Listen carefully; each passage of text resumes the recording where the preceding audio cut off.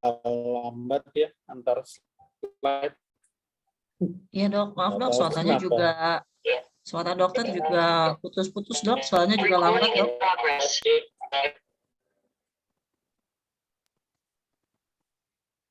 Kita mulai aja ya dok ya. Ini kedengaran nggak sekarang? Kedengaran dok, jelas dok. Masih putus-putus ya? Sudah Nggak tidak dok? putus-putus? Sudah bagus dok, sudah tidak putus-putus. Oke, yuk. Ya. Oke, kita mulai Kita ya. mulai yuk. Selamat siang kepada para guru, rekan sejawat, tim rehabilitasi medik, dan juga teman-teman sekalian. Terima kasih telah bergabung di link Zoom maupun link YouTube kami. Hari ini kita akan mendengarkan obrolan santai yang ke-6. Sebelumnya kita telah membahas mengenai klasifikasi SGI, pemeriksaan fisik SGI, komplikasi kardiovaskular disrefleksia otonomik, neurogenic bladder, dan sharing dari sudut pandang kesehatan masyarakat. Bila ada yang terlewat mengikuti topik tersebut, dipersilahkan melihat rekaman video di channel YouTube Indonesian Spinal Cord Network. Saat ini kita akan mendengarkan sharing dengan judul Nyeri pada Spinal Cord Injury atau cedera medula spinalis yang akan dibawakan oleh Dr. Ronald E. Pakasi, spesialis dokter fisik dan rehabilitasi konsultan. Beliau adalah staf divisi neurorehabilitasi khususnya spinal cord injury di RSUP Fatmawati sejak tahun 2008. Dengan pengalaman 13 tahun menangani pasien SCI. Saat ini beliau adalah Ketua Indonesian Spinal Cord Network, Ketua Special Interest Group Neurorehabilitasi di PB Perdosri, serta Ketua Kelompok Staf Medis Rehab Medik di RSUP Fatmawati. Kepada Dr. Ronald, layar dan mikrofon saya persilahkan.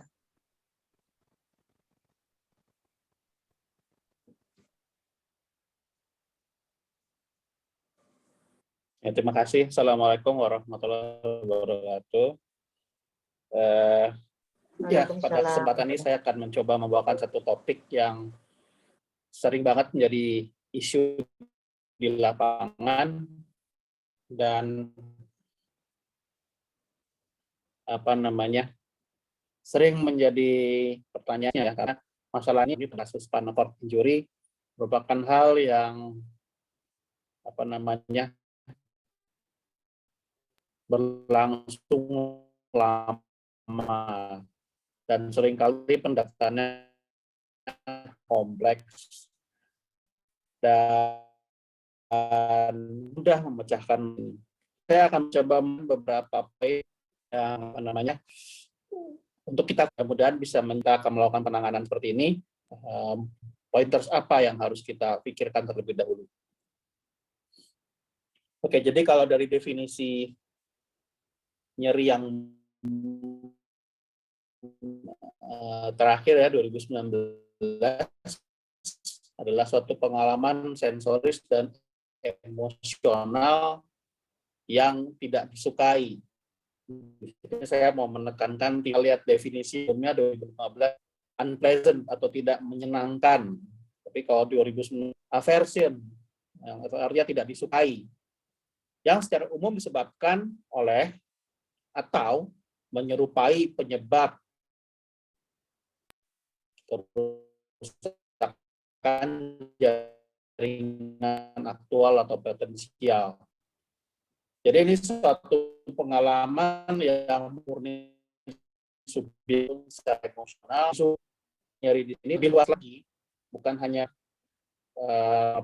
secara fisik tidak menyenangi, suatu pengalaman yang juga melibatkan komponen emosional dan tidak disukai. Dalam konteks seperti ini, hal-hal yang tidak disukai bisa meluas gitu. Misalnya kalau seorang itu pengalaman tidak disukai, nah itu adalah suatu masuk nyeri dalam definisi yang baru. Menyerupai penyebab kerusakan jaringan aktual atau potensial. Nah, ini juga sering kita temukan. Jadi ada suatu gejala yang mirip suatu penyakit tertentu, tetapi kita nggak bisa buktikan secara objektif. Misalnya dari pemeriksaan radiologis, kita bisa buktikan. Misalnya yang cukup sering, misalnya orang dengan HNP ya, atau sakit, ada semutan, nyeri menjalar, ya kan, ada kebas dan seterusnya. Tetapi kalau kita foto, kita lihat MRI, belum tentu gambarnya. Atau di sini menyerupai penyebab, ya, jaringan aktual atau potensial. Nah, dalam definisi seperti ini juga masuk berarti hal-hal yang kita menyebutnya somatisasi, ya. Muncul sebagai gejala somatik, tetapi kita nggak bisa melihat bukti objektifnya dari segi anatomis atau dari segi fisiologis. Kita menemukan gejala nyeri, tetapi kita nggak bukti atau temuan secara fisik maupun anatomis. Ya, melihat mengikuti seminar nyeri, namun rasanya kalau definisi itu jarang menghabiskan waktu sampai 5 menit buat bahas definisinya aja. Tapi ini penting buat kita kami bersama-sama, karena starting point kita dimulai dari memahami paradigma yang baru ini. Oke. Nah, kalau kita lihat berbagai tipe nyeri pada spinal cord injury, ini kita pakai International Spinal Cord Injury Pain Basic Dataset versi 2.0. Ini bisa di-download dari websitenya ISPOS. Saya akan coba bahas satu-satu, ya. Jadi ada muskuloskeletal, visceral, neuropatik, dan lain-lain. Jadi secara garis besar dibagi atas dua kategori besar, nociceptif dan neuropatik, atau 3 lah, dengan dan lain-lain yang bukan dua-duanya.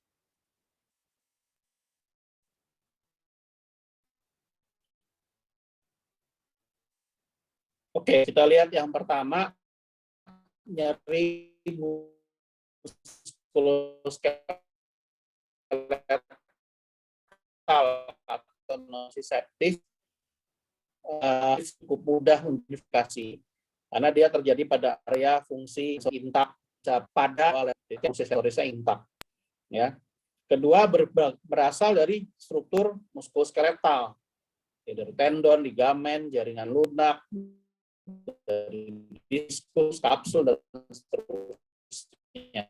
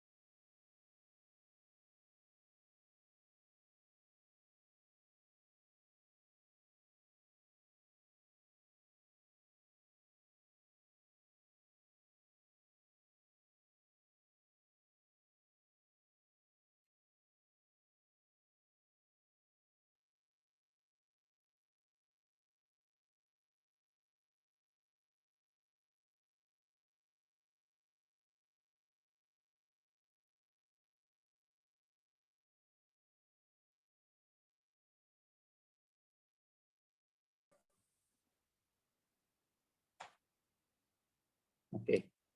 Maaf ya, screen-nya hilang, ya. Oke, sudah kelihatan semua? Belum, Dok, belum kelihatan. Ini sudah, Dok, sekarang. Kalau screen-nya hilang, belum, ya. Mohon kalau misalnya Sudah, Dok, sekarang sudah, saya Dok. hilang, sinyal langsung ke sini. Soalnya saya handphonenya, saya nggak bisa pegang handphone kalau lagi presentasi. Oh ya, baik, Dok. Oke, ya. Ya, jadi balik ke penyebabnya, ya. Penyebabnya bisa macam-macam, ya, untuk nyeri muskuloskeletal. Kita di sini terakhir. Yang ini udah, ya. Definisinya udah, ya.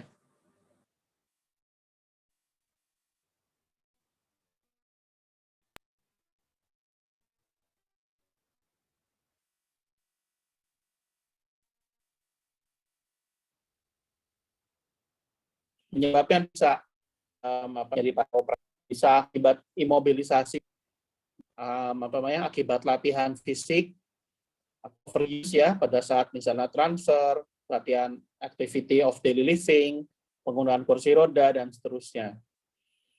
Bisa juga akibat langsung dari postur abnormal jangka panjang, karena pasien-pasien cedera spinal tidak jarang harus duduk lama di kursi roda, sehingga terjadi perubahan postur. Belum kalau kemudian tambah abnormalitas postur. Kemudian bisa juga terjadi akibat melakukan aktivitas jangka panjang yang tidak ergonomis. Jadi kita mengistilahkannya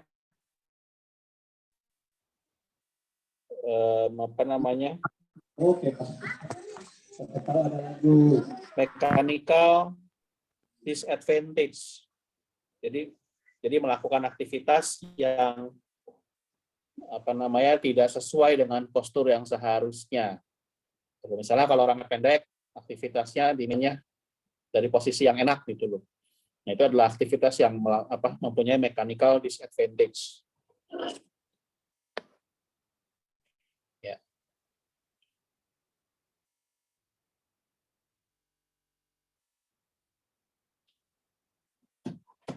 Oke, kalau kemudian ada spasisitas ini sering terjadi pada spinal cord injury ya. Dan ini bisa menimbulkan tambahan nyeri muskuloskeletal atau menjadi kontributor. Kenapa? Karena ada efek samping dari spasisitas, misalnya seperti tendonnya atau ototnya mengalami strain atau tarikan.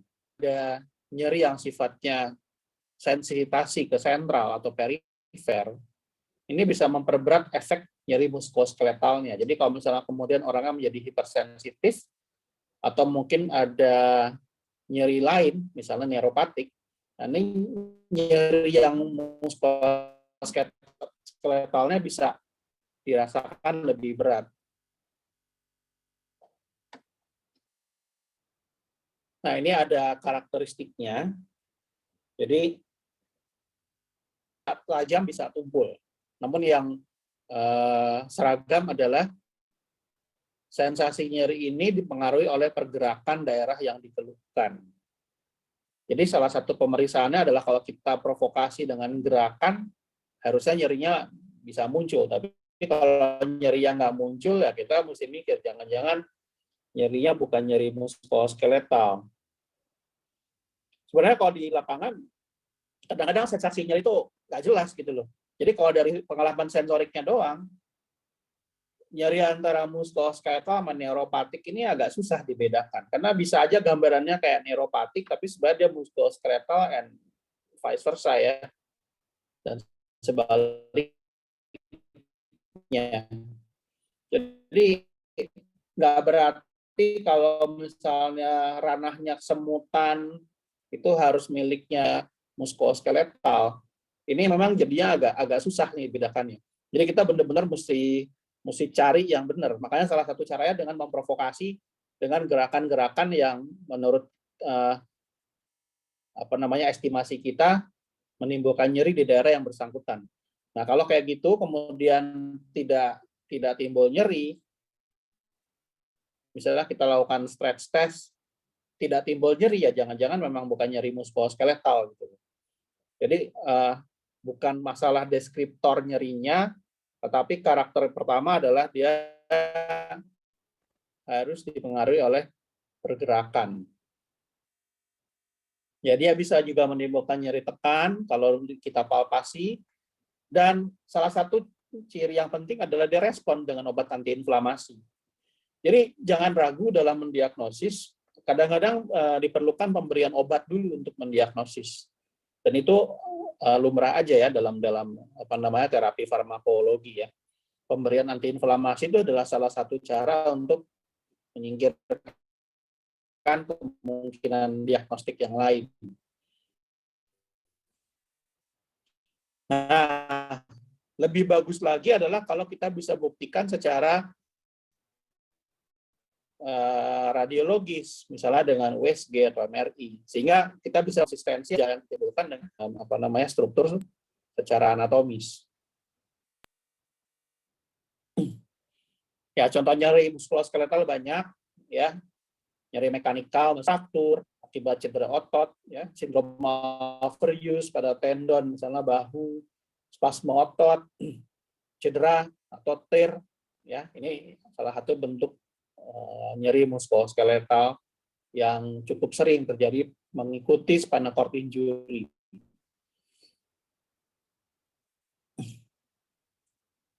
Lalu nyeri nociceptif berikutnya adalah nyeri visceral. Umumnya dirasakan pada area toraks, abdomen, atau pelvis. Jadi kita cari dari 3 rongga itu, dan biasanya berasal dari berbagai struktur organ visceral. Karakteristiknya dia nyerinya tumpul, kemudian ada nyeri tekan pada palpasi. Bisa juga spinal cord injury, jangan dibayangkan seperti orang biasa gitu ya. Orang dengan spinal cord injury itu kan separuh badannya mengalami masalah. Dalam arti persarafannya boleh dibilang ya putus ya. Sehingga nyeri visceral ini rasanya jadi campur gitu, jadi berbeda. Misalnya kalau orangnya kemudian spastik dan sakit mah. Nah, ini bisa overlap nih sensasi yang dia rasakan antara ototnya kram, kaku, dengan nyeri ulu hati. Jadi jangan heran kalau ketemu gejala kram misalnya pada orang spinal cord injury, ya kan, kalau orang yang tidak mengalami spinal cord injury kita nggak ketemu. Gitu. Nah, kemudian nyerinya harus punya hubungan patologis dengan organ visceral yang dimaksud. Nah, kalau kita nggak bisa buktikan, kita nggak bisa bilang dia sebagai nyeri visceral. Lagi-lagi, ini juga cukup sering terjadi, ya. Nah, nyeri visceral contohnya dari berbagai macam kondisi ya, seperti dispepsia fungsional, misalnya kalau orang tetraplegia, ya, kemudian mengalami kelemahan semua termasuk di bawah abdomen, ya, tirah baringlah, juga bisa menyebabkan dispepsia fungsional. Berbagai macam gastritis, ulcus peptik, infeksi saluran kemih, batu ginjal, struktur uretra, batu uretra, infaksi fekal.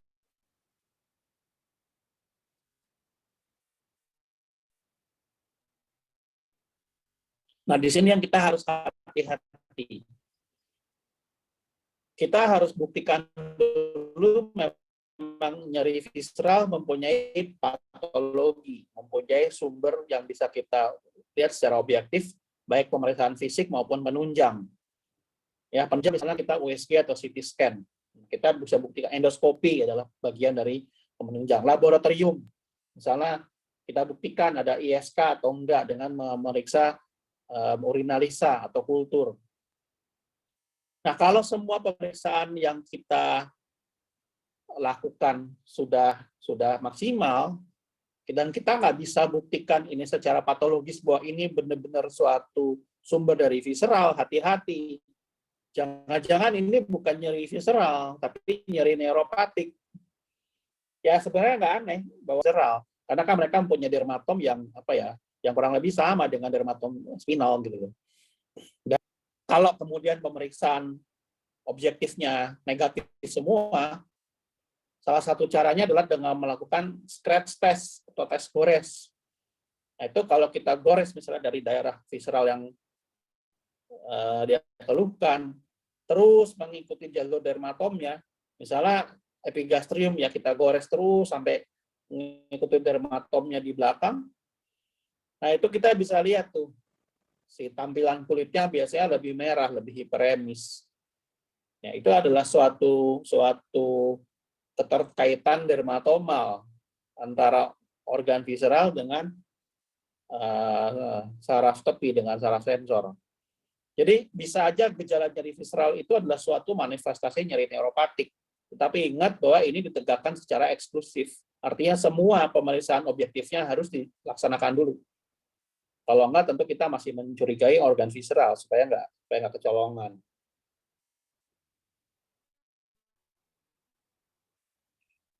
Lalu ada juga nyeri nociceptif lain yang tidak bisa kita klasifikasikan secara muskuloskeletal atau visceral.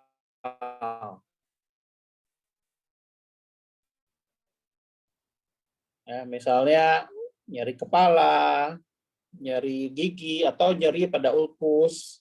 Itu adalah nyeri yang kita nggak bisa kategorikan dalam saja, gitu ya. Tanpa harusnya juga nanti pemilihan obatnya misalnya dengan analgetik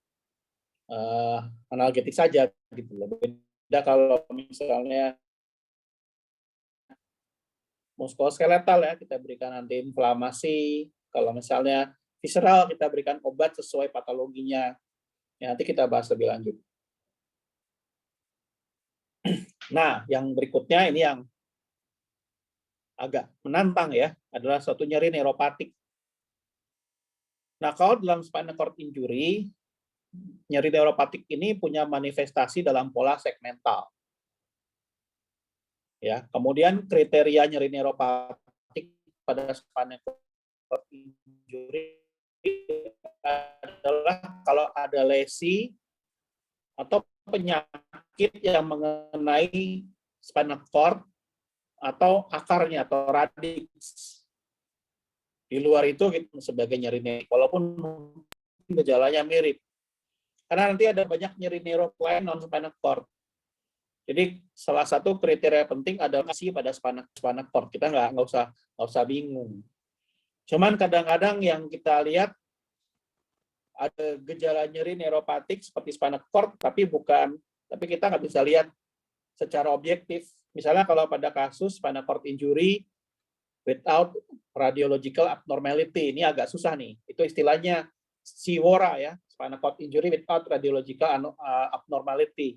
Contohnya kalau kita lihat pada kasus-kasus transverse myelitis, susah kita lihatnya dari MRI.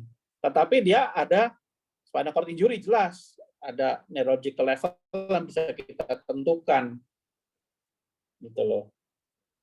Ya, kalau memang kita bisa buktikan secara klasifikasi Asia, American Spinal Cord Injury Association, kita bisa masukkan dalam daftar klasifikasi itu, punya sensory level, motorik level, dan seterusnya, maka kita bisa mengatakan bahwa kalau ada nyeri, ya, kita bisa masukkan sebagai nyeri neuropatik pada spinal cord injury, walaupun kita nggak bisa buktikan gambarnya. Nah, nyeri neuropatik ini secara umum dibagi atas dua, ini yang penting. Sebenarnya kalau dalam praktek nggak terlalu, ini praktek loh ya, tapi ya nggak terlalu pengaruh mau di level mana. Karena tata laksananya kurang lebih akan sama. Jadi ini lebih untuk pendataan aja, makanya dibagi atas at level sama below level. At level itu kalau nyerinya pada neurological level dan atau 3 dermatom di bawah neurological level atau 1 dermatom di atas neurological level T5, maka yang dianggap sebagai nyeri neuropatik at level adalah T5 atau T6, T7, T8 atau T4. Di T4 sampai T8 kita masih bilang at level. Nggak susah ya. -1 plus 3. -1 at above level plus 3 below level. Nggak susah. Oke. Nah, yang berikutnya below level. Below level ini agak abu-abu memang. Jadi kategori below level itu pertama dia mulai dari level di bawah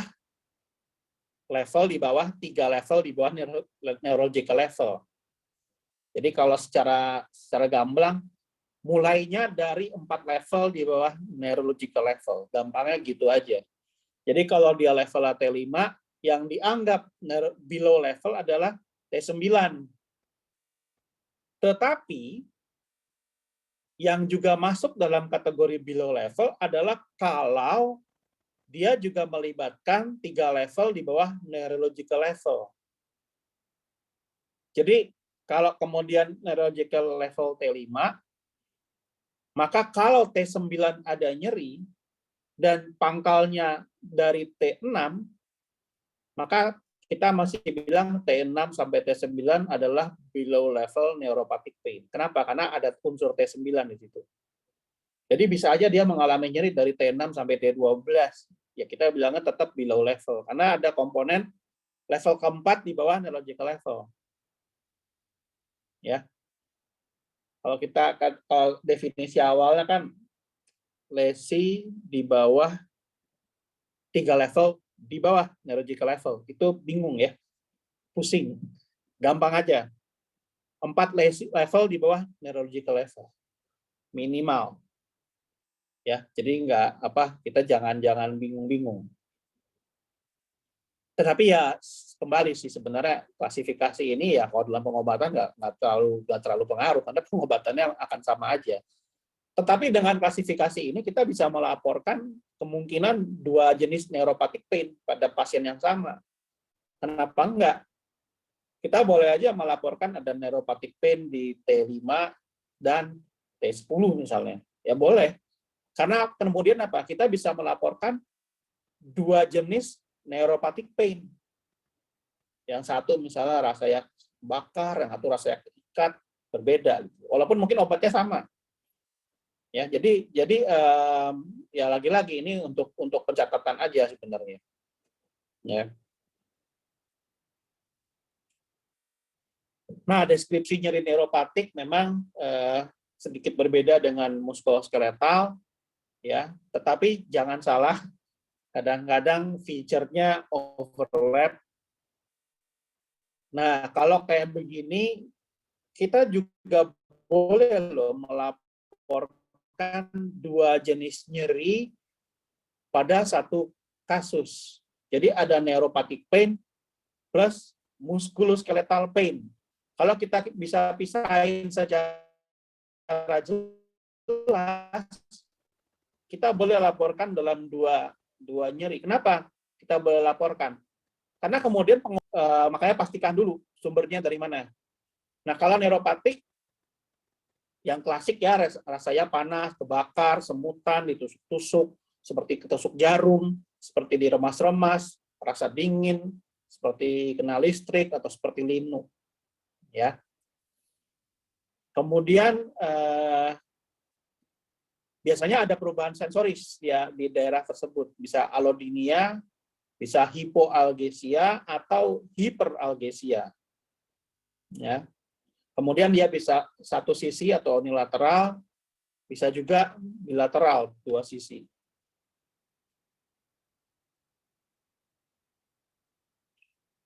Nah, di luar itu ada nyeri neuropatik lain. Jadi nyeri neuropatik lain ini adalah nyeri neuropatik bisa di atas, bisa pada, atau di bawah level neurologis. Tetapi nggak ada hubungannya dengan cedera medula spinalis. Misalnya, contohnya neuralgia postherpetik, neuropati diabetik, atau neuropati kompresif, misalnya akibat tekanan saraf perifer ya, bisa. Tapi ya memang ini jadinya sulit ya kalau kemudian pasien spinal cord injury mengalami herpes zoster misalnya, atau pasien spinal cord injury dengan diabetes ini jadinya memang susah banget buat memisahkannya. Gitu. Makanya kita biasanya lihat parameter yang lain. Karena kalau kemudian misalnya dia berusaha diabetes mellitus, ya tentunya nggak cukup kalau gula darah, contohnya seperti itu. Jadi ya lagi-lagi kita harus betul-betul lihat case by case dan betul-betul analisis sumber masalah di mana. Karena kan nggak semua pasien spinal cord injury itu masih muda dan sehat. Banyak juga yang udah tua dengan penyakit yang lain. Nah, lalu ada namanya nyeri lain ya. Jadi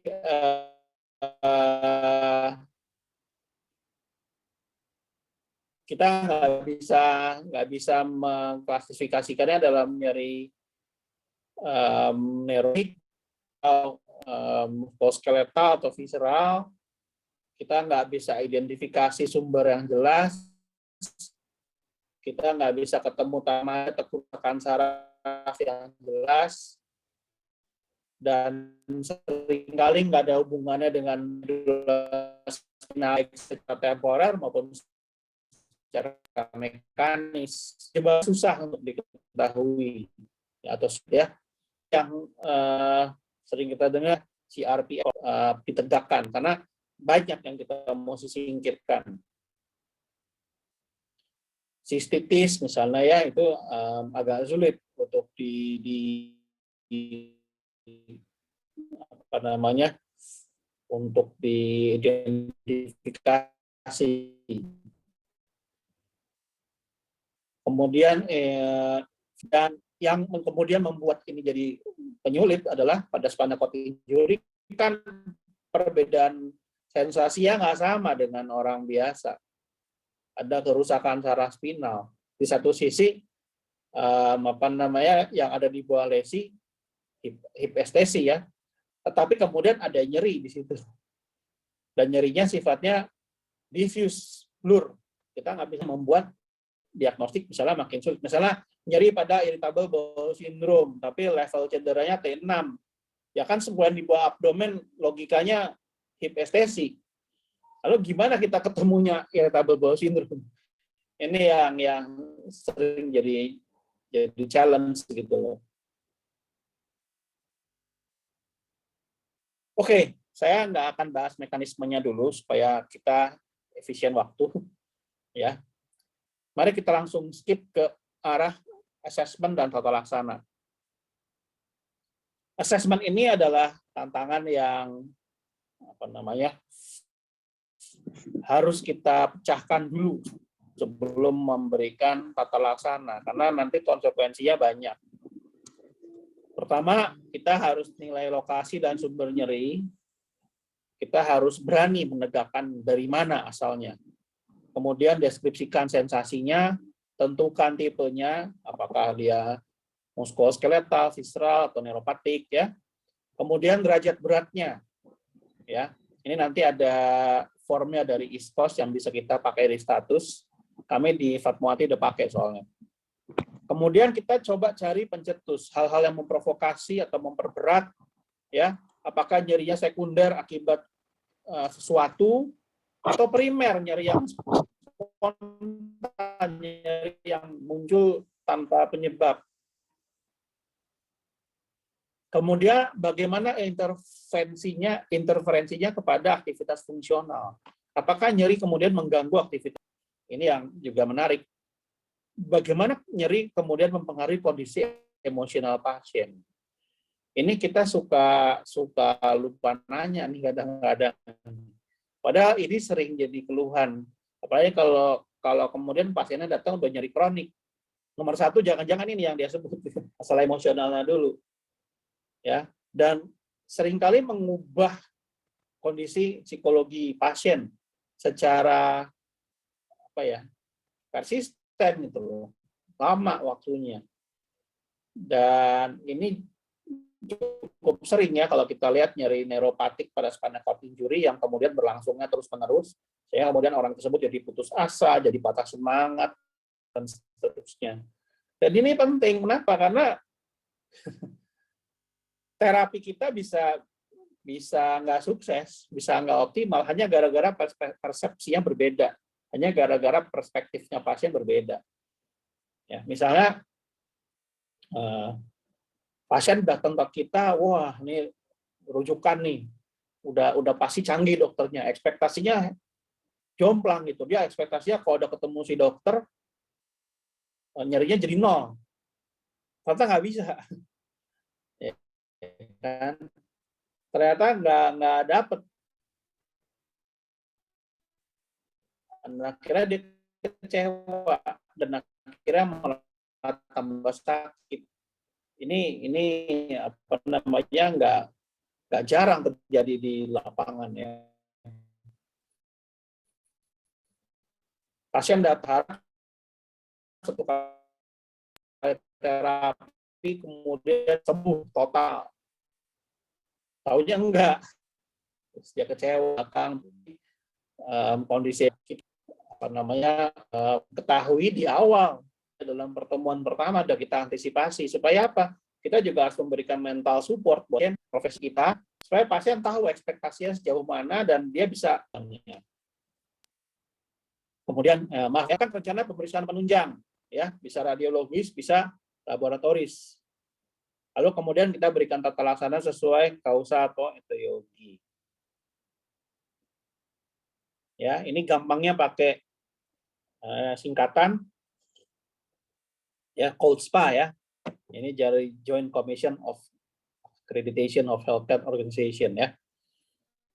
Jadi karakter, onset, lokasi, durasi, severitas, pola, dan masalah yang terasosiasi atau berhubungan.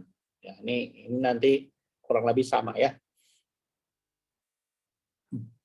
Nah, ini adalah form yang saya download dari website ISCOS, Pain Assessment.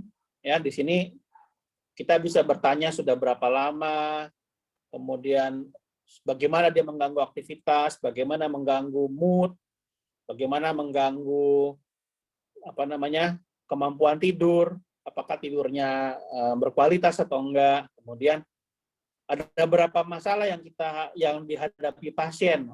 Ada berapa, mungkin dia menghadapi 2 atau 3 tipe nyeri juga bisa ya, boleh.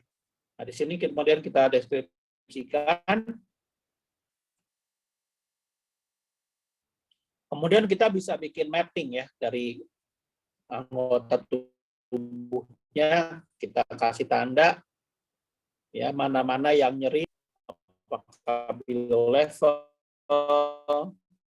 atau dia ada nyeri muskuloskeletal, kemudian kita scoring berdasarkan perhitungan kalau perhitungan objektif, semi objektif ya, bukan objektif. Analog scale adalah dengan memberikan satu garis polos sepanjang 10 cm, tapi tidak dikasih angka. Kemudian pasien disuruh tunjuk nih, kira-kira nyerinya ada di titik mana, ada di mana dalam garis itu, baru kita ukur. Nah, angkanya yang menjadi angka visual analog scale, sehingga kita tahu persepsi pasien, oh nyerinya buat dia sebesar ini misalnya, sebesar 8 misalnya. 8 bukan hanya sama pasien. Bu, skala 0 sampai 10 berapa nyerinya? Ya kalau pasiennya bisa jawab, tapi kan jadinya makin bias ya. Maka untuk meminimalkan biasnya adalah dengan memberikan garis. Jadi dia bisa tandai sendiri tanpa harus pakai mikir-mikir nih angka berapa. Nanti kita scoring dari situ. Nah, kita kemudian masuk ke tata laksana yang lebih realistis. Kita harus pikir dulu kalau kita mau memberikan treatment, baik itu obat maupun yang lain. Yang pertama kita mesti pikirkan jangka panjangnya dulu. Ya kan? Karena tidak jarang nyeri itu tidak selesai dalam waktu 1-2 hari atau 1-2 minggu. Meskipun nyerinya bukan neuropatik ya, nyeri muskuloskeletal atau nyeri visceral, belum tentu selesai dalam waktu singkat loh. Kadang-kadang bisa berbulan-bulan efeknya. Nah, ini kita mesti mikir dulu. Kalau kita mau kasih obat misalnya, ya kita mesti pikir satu, manfaat dia sekarang, manfaat dia jangka panjang, efeknya bagaimana. Contoh paling sederhana adalah kalau kita kasih obat MAH untuk pasien gangguan lambung atau dispepsia. Kita kasih misalnya lansoprazol. Lansoprazol itu kategorinya proton pump inhibitor. Gampang ngasihnya, enak, resepinnya ada di mana-mana, belinya mudah. Tapi kita harus mikir kan, emang kalau kita kasih lansoprazol dari mana, kenapa dia punya rasa nyeri di perut, kita nggak melihat sampai ke dalam-dalamnya, cuman ngobatin gejala doang. Padahal proton pump inhibitor itu kan jangka panjang nggak bagus buat sistem imun ya. Kemudian dia mengganggu penyerapan gitu loh, dan banyak efek sampingnya. Nah, itu baru obat mah buat kasus nyeri ulu hati. Coba bayangkan kalau kita kemudian memberikan obat-obat untuk nyeri neuropatik. Kita kasih yang paling drug of choice ya, yang paling dianjurkan, misalnya udah langsung kasih pregabalin 75 mg, kan harusnya Tokcer. Kemudian pasien timbul toleransi. Pernah nggak pasien sudah mentoleransi berbagai macam obat nyeri? Misalnya saya suka ketemu nih, pasien udah dapat golongan morfin ya, dosisnya sih kecil, masih 10-20 mg. Tapi cepat dikasih itu dulu. Ternyata nyerinya memanjang. Nah, kemudian ketika 6 bulan lagi ketemu, kan bingung. Ini tetap pakai morfin atau enggak? Masa kita kemudian naik level lagi? Atau kita gedein dosisnya? Kan jadi susah. Malah kadang-kadang sering juga saya temukan salah satu cara mengurangi nyeri adalah dengan menghentikan obat nyerinya. Aneh ya, tapi itu bisa terjadi loh pada spinal cord injury. Jadi aneh ya, tapi ya itu, pikirkan jangka panjang bahwa setiap obat-obatan atau terapi apapun akan punya efek. Misalnya juga transcutaneous electrical nerve stimulation atau TENS. Karena atau pasien dikasih TENS, dia minta maksimal. Kita bilang, Pak, ini listriknya udah maksimal nih. Saya nggak berasa apapun, setrum lagi. Terjadi adaptasi, kita nggak long term. Kita kasih aja tiap kali ada gejala kasih. Namanya kita kucing-kucingan sama gejala. Ini yang kita harus hindari banget. Jangan kucing-kucingan sama gejala. Kita bisa kalah dan seringkali kita akan kalah. Kenapa? Gejalanya akan selalu cari cara untuk muncul terus. Jadi hindari berpikir instan. Jadi nggak ada nyeri bisa hilang instan tuh nggak ada. Even kita punya alat canggih, saya udah buktikan juga kok dalam praktek. Udah dapet pengobatan paling canggih, mahal, ya nyerinya muncul lagi setelah 6 bulan setahun. Ya, protesnya kemudian protes, saya udah bayar mahal nih, masa sakit lagi?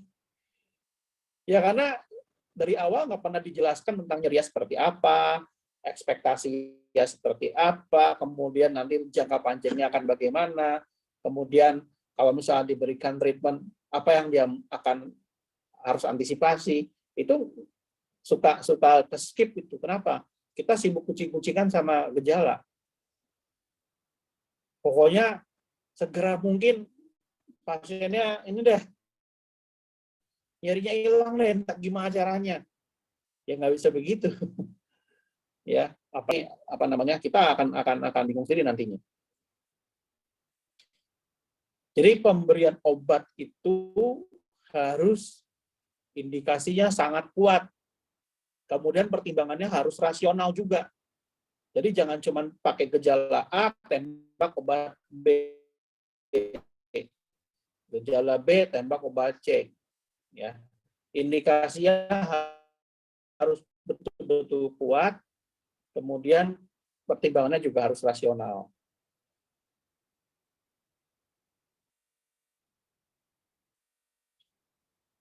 Nah, kalau kita mau implementasi manajemen nyeri, kita dulu nih dalam diri kita. Apakah manajemen yang kita rencanakan sekarang punya konsekuensi di masa depan? Ya, konsekuensinya macam-macam ya. Yang paling sering adalah adaptasi atau toleransi terhadap terapi yang diberikan, baik itu obat-obatan maupun terapi non-farmakologis. Misalnya dengan modalitas fisik, terjadi toleransi jangka panjang, sehingga menjadi nggak respon sama nyeri. Itu salah satu konsekuensi yang cukup sering terjadi di lapangan. Bisa jadi manajemen yang kita kasih sekarang, itu hanya membuat potensi masalah di masa yang akan datang. Kita misalnya memberikan obat A, ya kan? Masalahnya selesai dalam 2-3 bulan. Enak. Tapi kemudian tanpa kita sadari, dia bikin masalah B di kemudian hari.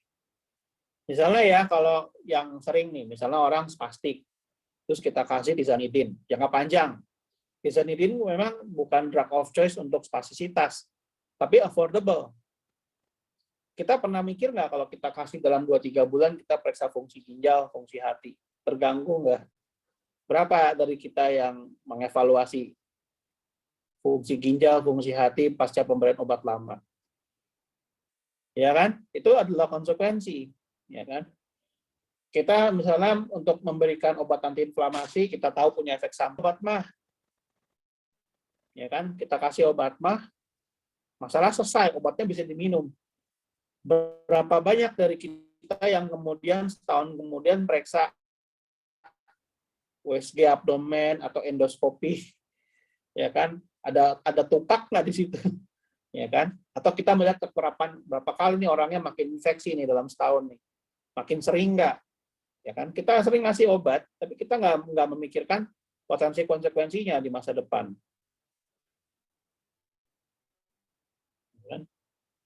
Jadi jadi yang berikutnya adalah apakah punya potensi masalah lain, sehingga kemudian kita juga harus bisa menimbang positif negatifnya dari rencana tata laksana. Ya ini kita harus coba untuk mikir dulu setiap kali ada pasien yang kita mau berikan obat jangka panjang. Memang kadang-kadang nggak bisa lama kita mikir-mikir kayak begini ya, kita mesti gerak cepat. Tapi ya saya rasa memang dalam perjalanan waktu kita sering melakukan, kita akan terlatih untuk berpikir lebih kritis. Intinya dari sini adalah sesuatu, baik itu obat maupun non-obat, treatment atau tata laksana, berpanjang. Hanya cuma pengen ngilangin gejala nyeri instan. Karena seperti itu. Kenapa? Karena kita sebenarnya hanya akan menumpuk masalah di kemudian hari. Karena rencanakan strategi yang terbaik, pada saat kita implementasi strategi, tentu semuanya solution. Kadang-kadang kita memberikan segala sesuatu, tapi ya masih aja ada yang komplain atau kurang atau mungkin tidak optimal. Ya, tapi ya nggak apa-apa. Ya, memang nggak semuanya nggak apa-apa. Yang penting kita bikin strategi dulu. Ya.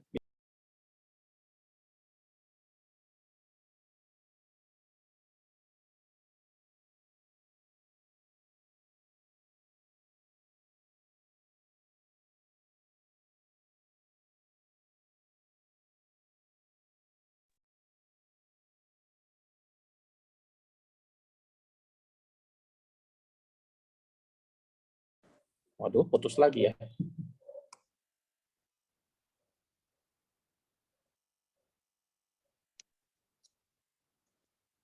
Maaf ya, sebentar.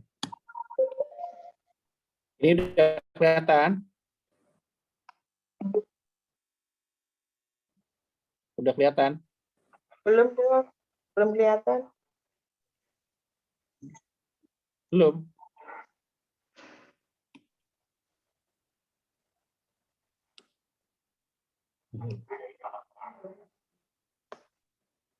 Oh, tidak dapat tersambung. Iya.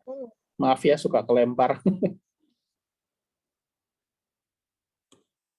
Sudah? Sudah kelihatan? Sudah. Nah, sudah, Dok. Sudah ya? Sudah ya? Oke, saya lanjut Sudah. Ya, saya lanjut ya. Siap. Ya. Ya, mohon maaf kalau putus sambung. Di sini memang cuacanya lagi nggak bagus. Oke, saya masuk berikutnya.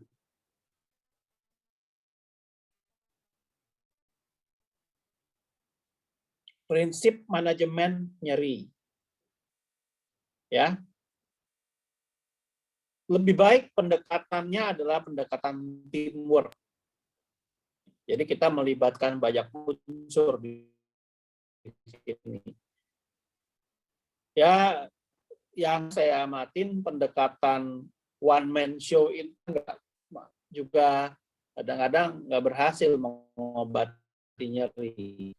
kita harus cukup legowo mengakui bahwa kita nggak sempurna dan kita perlu namanya ini bersama-sama, karena nyeri itu sesuatu yang nggak bisa satu pengalaman subjektif hanya dilakukan approach dari satu titik saja. Misalnya tadi, kalau misalnya profesi kita dokter, jadi dikasih obat yang nggak bisa, karena pengalaman subjektif gitu loh. Jadi kemudian kita coba mengajarkan ke pasien untuk memecah kegiatan.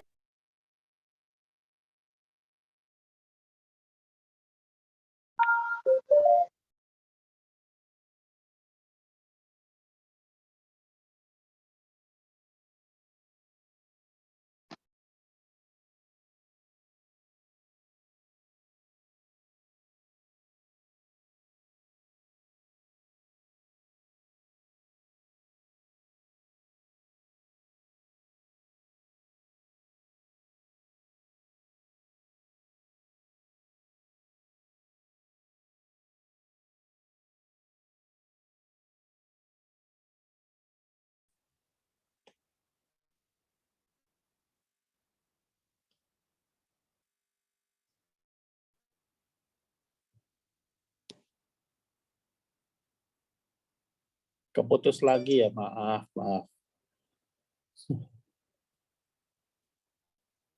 Maaf ya, ini cuaca lagi bersahabat. Oke, kelihatan di sini? Sudah kelihatan? Kelihatan.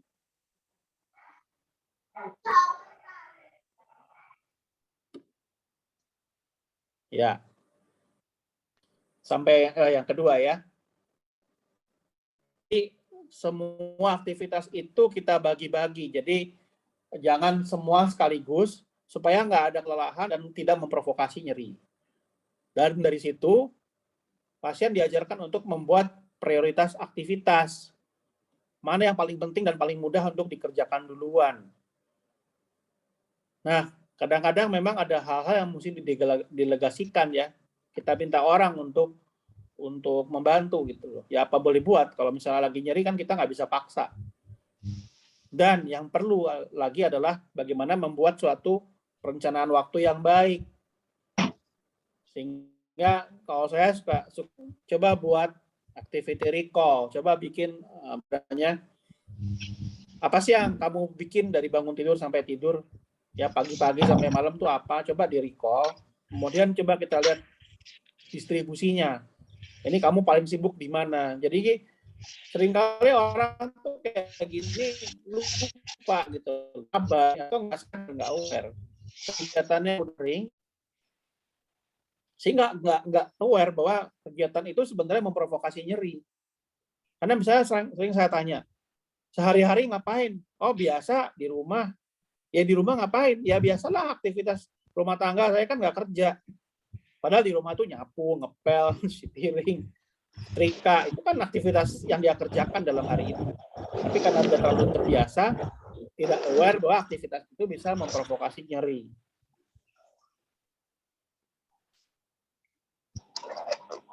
Ya, dan karena itu hindari pola tabrak lari, hit and run. Jadi satu hari sibuk, besoknya nganggur. Satu hari sibuk, besoknya nganggur. Atau pagi sibuk, malamnya nganggur. Pagi sibuk, malamnya nganggur. Aktivitas kayak gitu nggak sama distribusinya. Dan nggak rata. Sehingga ini juga bisa menjadi provokasi nyeri. Karena itu tadi kembali ke yang pertama. Bagi-bagi semua aktivitasnya menjadi kecil-kecil sama. Dan seharian itu ada banyak periode istirahat. Ya.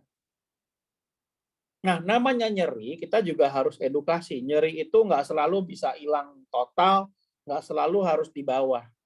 Kadang-kadang ada hari-hari buruk, ada bad days. Nggak apa-apa, kita harus jelasin. Kenapa? Karena ketika pasien mengalami bad days, hari-hari buruk, kalau kita nggak jelasin bahwa ini bisa terjadi, biasanya dia akan patah semangat ya. Atau mungkin punya pikiran negatif, wah jangan-jangan salah nih nasihatnya, jangan-jangan treatmentnya salah, jangan-jangan itu salah, ini salah, itu salah, ini salah. Gitu loh. Padahal nyeri memang suatu hal yang siklus. kadang hilang, kadang kurang, naik, kadang hebat, ya dia naik turun. Nah, kita mesti antisipasi bahwa ini bisa terjadi. Karena nyeri bisa hilang timbul memang. Kita kan cuma pengen lihat dalam satu periode waktu, misalnya setahun atau 6 bulan, kekerapan hilang timbulnya seberapa sering sih? Karena ya kalau dia bisa hilangnya lama, timbulnya dikit, hilangnya lama, timbulnya dikit, itu udah progres sebenarnya.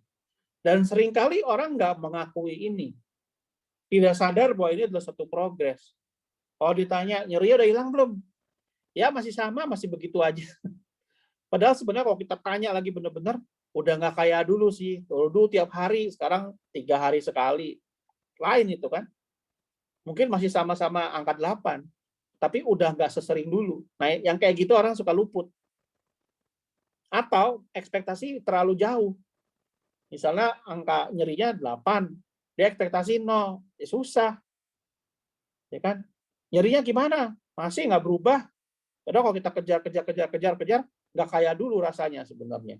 Jadi udah di 4 sebenarnya angkanya. Jadi nggak seberat dulu. Tapi kan persepsi nyeri masih ada, bukan nyeri berkurang. Nah ini yang kayak gini-gini kita mesti apa namanya? Mesti hati-hati dan mesti jelaskan banget. Dan ini penting. Kenapa? Karena fenomena ini bukan lumrah. Fenomena ini bahkan bisa dijelaskan secara organik. Memang ada sirkuit di otak yang persepsinya beda. Kalau nyeri berkurang sama nyeri hilang. Realita pasien bisa berubah di situ. Dan kita bisa tunjukkan sirkuit mana yang pengaruh. Jadi hati-hati loh yang kayak gini. Persepsi pasien tentang nyeri. Karena itu kembali antisipasi hari-hari yang buruk ini menjadi sangat penting dalam tata laksana nyeri. Kemudian penyesuaian kognitif ya tentunya nggak jauh beda dengan pernyataan sebelumnya. Walaupun kita tidak bisa bilang bahwa nyeri dianggap teman itu lumrah, tetapi pada titik atau level tertentu ya kadang-kadang ada benernya juga sih. Jadi nggak bisa hitam putih ya. Jadi ya kalau memang nyerinya bakal ada terus, memang udah nggak bakalan bisa hilang, ya udah temennya dia. Kasarnya gitu. Misalnya gini, kalau orang non spinal cord injury, misalnya udah sepuh punya pengapuran, misalnya umur 60 pengapuran. Kemudian pengapuran itu kan nyeri kan, kaku, nyeri, pegel segala macam. Ya kan ketika kita memberikan obat, kita nggak bisa dong nyerinya pasti hilang. Kita udah tahu kalau namanya pengapuran akan jalan terus kayak argo taksi kan. Makin tua makin berat. Ya masa kemudian kita bilang ya tunggu ya nanti saya punya apa namanya treatment yang chest plung tapi pasti hilang nyerinya.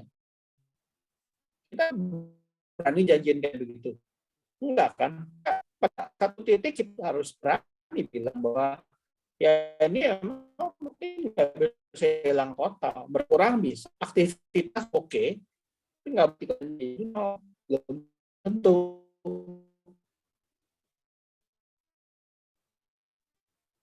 Ya kan belum jadi, mungkin belum. Tapi kalau kemudian terkait sama misalkan stres, neuropatik, nyerinya kayak kita kaset, kita mau bilang nanti kalau begini tindakan begini pasti hilang nyeri. Yakin?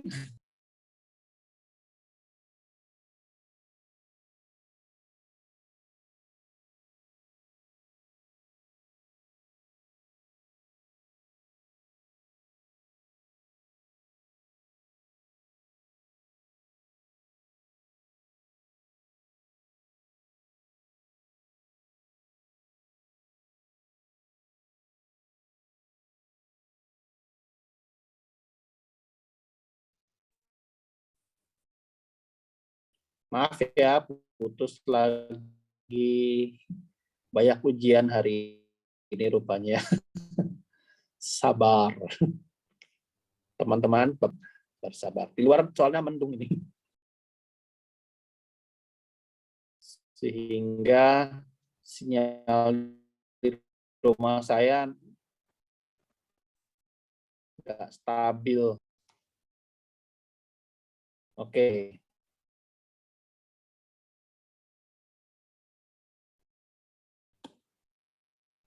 Ya, untuk kekurangannya mohon maaf banget ya.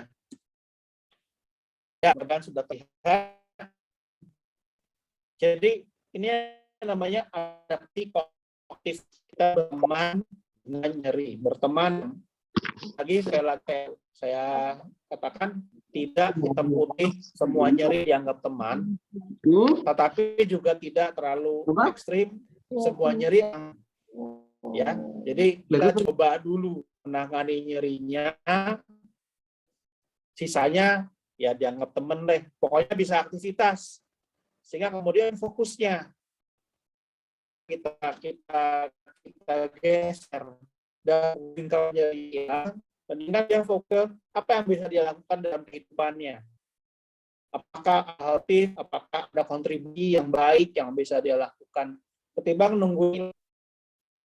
Dan dia loh, sama saya sendiri dari praktek ya, saya pernah punya pasien yang dia pas tuberkulosis, paraplegi, tapi kemudian dia pulih, tapi kemudian ada nyeri. Sebenarnya dia boleh kembali aktivitasnya semula gitu. Dia punya satu pekerjaan spesifik dan udah boleh balik. Bahkan pengobatan TB-nya udah selesai. Nah, saya bicara 2 tahun setelah pengobatan TB selesai, dia masih balik sama saya. Mengeluh nyerinya sama sekali nggak mau pergi. Nah, ini agak menantang ya kasusnya. Kenapa? Karena keluhan dan fisik sama sekali. Ya kan, ini yang saya bilang. Secara fisik dia sebenarnya baik-baik aja gitu loh. Tapi persepsinya adalah dia selalu nyeri, nggak bisa hilang. Saya perlu encouragement, perlu penguatan, dia sebenarnya oke gitu loh. Kita memang nggak bermaksud nipu, berusaha jampi-jampi, oh kamu nggak nyeri, padahal dia nyeri, nggak. Ya memang dia secara fisik nggak kelihatan seperti orang, tapi persepsinya begitu kuat, realitanya begitu. Nah, yang kayak gini kita mesti hati-hati, karena kalau enggak nanti kita terjerumus dalam lingkaran kasih obat terus obat, terapi yang lain, obat misalnya terapi modalitas, obat terapi modalitas, obat latihan, ya terus saya kasih terus psikologisnya. Ya, kalau udah kayak gini biasanya udah bukan ranahnya dokter doang, ya udah bisa melibatkan psikolog atau bahkan kalau perlu psikiater ya, udah bukan ranahnya dokter atau dokter ortopedi saja misalnya. Jadi ini yang berikutnya, edukasi manajemen nyeri. Pertama, kita harus jelaskan strateginya. Kedua, kita harus jelaskan apa yang akan diharapkan, ekspektasinya, antisipasinya apa. Kemudian berteman. Lalu yang berikutnya adalah kalau lagi sakit jangan panik. Ini juga edukasi yang penting. Seringkali ada nyeri, kemudian panik, nyerinya langsung hebat. 10 juga sering kejadian balik, misalnya saya hari maraton panjang pagi, cuman gara-gara dia kesakitan dan panik. Ya. Pernah kejadian seperti itu ya. Nah, ini kita edukasi, nyeri hebat itu ya walaupun kita mesti waspada dan mesti segera diperiksa, dan waktu itu saya bilang kamu ke UGD lah sekarang, cepetan. Tapi nggak berarti kalau nyeri hebat kemudian ada kerusakan yang parah yang sampai mengancam nyawa atau segala macam. Ya itu jadi juga, tetapi kita mesti mengajarkan bagaimana cara mengambil sikap yang objektif gitu. Harus kasih edukasi yang banyak, kondisi medis, ya hal-hal yang sifatnya fisik, biologis, kita mesti jelasin panjang lebar ya, supaya dia ngerti. Karena kalau makin banyak dia tahu, dia nggak akan terlalu panik. Kemudian yang ini adalah pendekatan logis, konseling dengan psikolog ya, yang penting pada kasus-kasus spinal cord injury. Ini sangat penting dalam manajemen nyeri, terutama kalau kemudian sudah melibatkan unsur emosional. Kalau udah fase kronik, hampir semua nyeri sudah melibatkan emosional. Nggak usah fase kronik deh. Iya, apa emosi? Bacok kan. Udah nyeri yang kurang lebih sama di punggung, yang nggak mau hilang berbulan-bulan. Siapa yang nggak kemudian punya gangguan emosional? Yang marah, yang kesel, yang iritasi, apa itu, atau malah kemudian depresi, putus asa, patah semangat, apatis, itu hal-hal yang sering di dalam nyeri. Kemudian yang juga tidak kalah pentingnya kadang-kadang jemput ya, obat kita kasih terapi semacam, lupa bahwa kadang-kadang dalam efek samping obat adalah ada hal-hal yang bisa menaikkan imun. Kita pun juga lupa dengan misi yang bisa mempromot pertumbuhan bakteri baik dalam tubuh. Ya. Kita juga sedang hal secara emosional bisa menyebabkan imunitas, kondisi misalnya perasaan negatif, menyebabkan reaksi peradangan jangka panjang. Ya, banyak sistem imun banyak jadi dipengaruhi faktor-faktor eksternal yang nutrisi, ya, keseimbangan metabolik, obat, kondisi emosional dan seterusnya. Ini akan bisa melemahkan. Kalau kita kan berhadapan sama orang yang dapat hari 24 jam. Ya kita harus kasih ini dong, supaya belajar untuk berhenti jadi pasien, tapi belajar menuju jadi orang sehat, yang jadi pasien. Program kamu bulan depan kita bikin sehat. Ini perlu pikir panjang, perlu strategi, dan perlu kerjasama tim dan kerjasama terutama dari pasiennya sendiri, karena pasien juga harus komit untuk bisa jadi orang sehat, komit dan harus disiplin. Salah satu message yang selalu saya bilang, semangat jatuhnya tahun baru Januari ya April, komitmen dan disiplin. Komitmen itu kayak orang nikah, mau cuaca buruk, cuaca baik,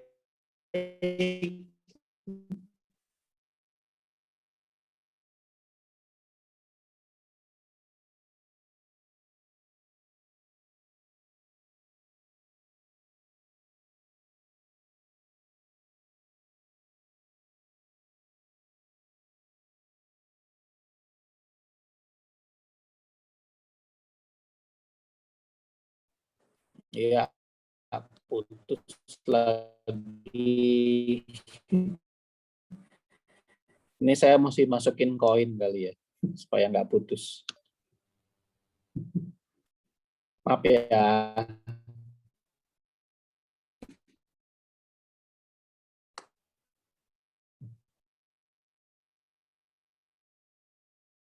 Ya, yang berikutnya adalah latihan fisik ya, khususnya aerobik juga latihan yang sifatnya aerobik itu bisa tidak intensitas nyeri jangka panjang. Ya, ini banyak penelitian kita baca di berbagai buku atau internet ya.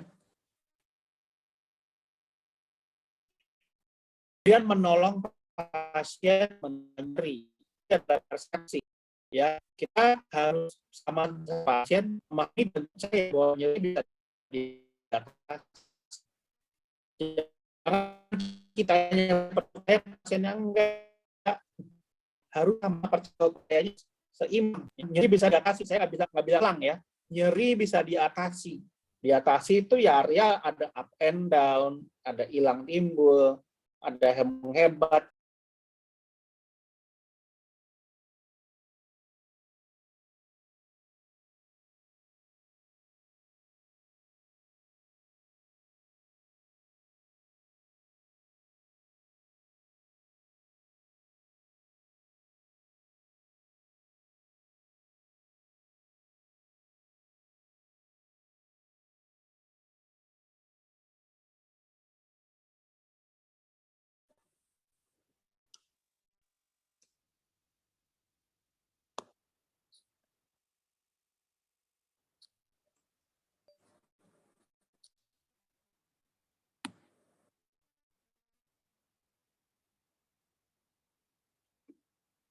Ya, maaf, putus lagi. Perspektifnya harus sama dulu ya. Kemudian kita harus mengubah fokus dari bebas nyeri menjadi mengurangi nyeri. Karena mengurangi nyeri akan punya perbedaan dalam intensitas, magnitud, dan makna. Sehingga kita harus menciptakan perilaku yang tepat. Kalau perilaku kita nggak tepat, nyerinya juga akan sulit buat kita kelola gitu loh. Jadi dari sudut pandang, pola pikir, dan perilaku harus tepat dulu.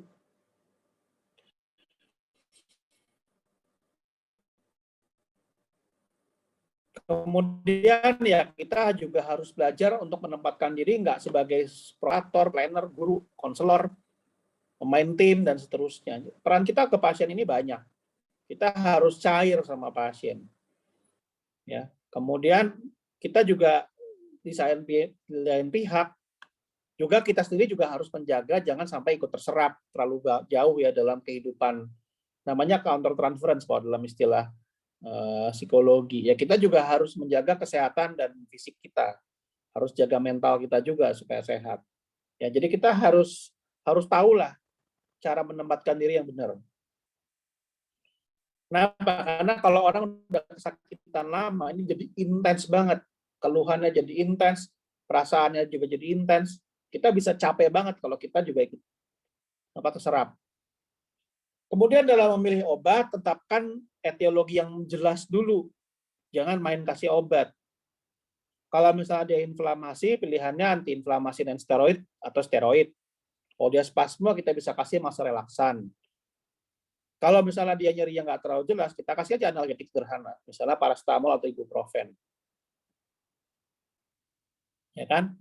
Kalau dia nyeri visceral, ya sesuai organnya apa. Misalnya kita kasih obat mah, ya kan, untuk gangguan perut. Ya, kalau dia infeksi saluran kemih, kita kasih antibiotik yang tepat dan seterusnya.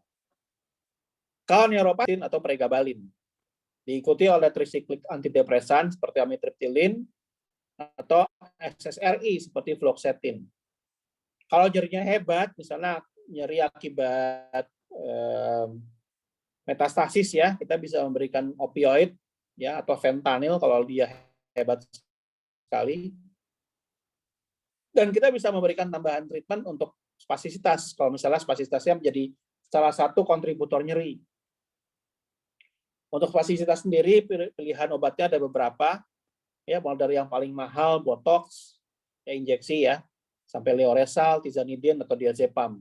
Ya, itu tergantung ketersediaan. Ya ini mengingatkan aja bahwa pemberian obat itu mengikuti stepping ladder. Jadi supaya tidak cepat terjadi toleransi obat terhadap obat-obat yang punya daya atau potensi tinggi. Jadi juga harus rasional. Kalau nyerinya juga nggak terlalu hebat, kalau perlu nggak usah kasih obat malah, atau kasih yang ringan-ringan aja.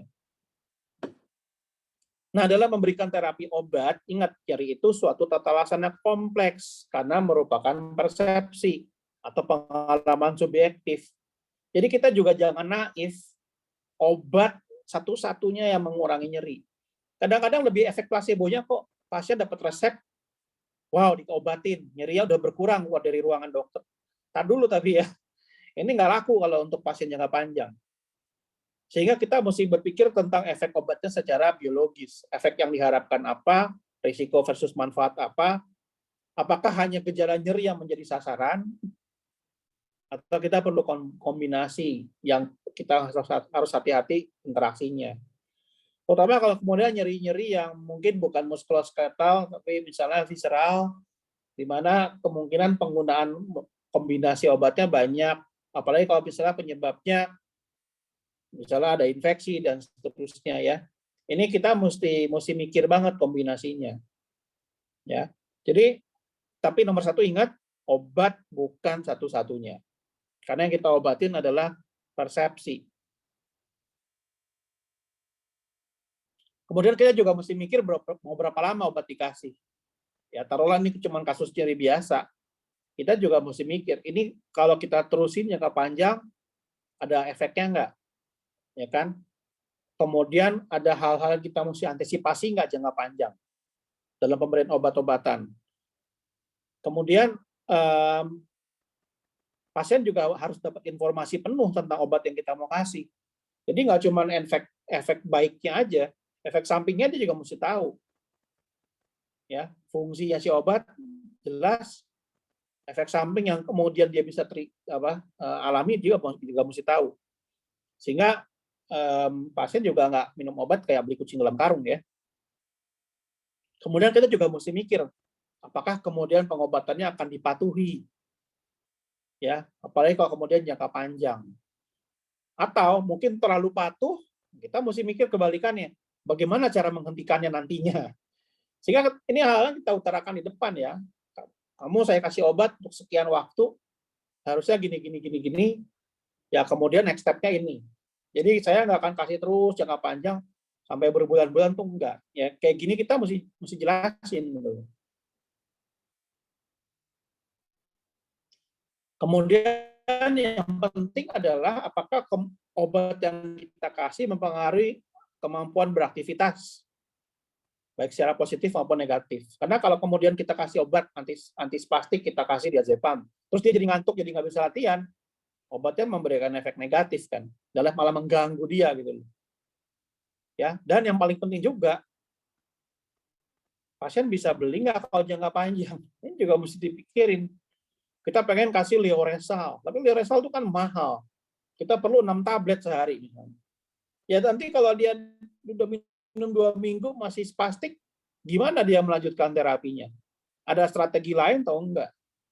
Akhirnya kembali ke pernyataan di awal, tidak semua pakai obat. Kita juga mesti mikir kemungkinan lain atau cara lain.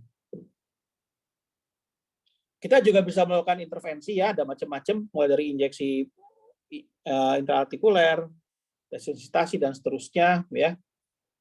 Ini bisa dilihat ya beberapa contoh yang saya kerjakan.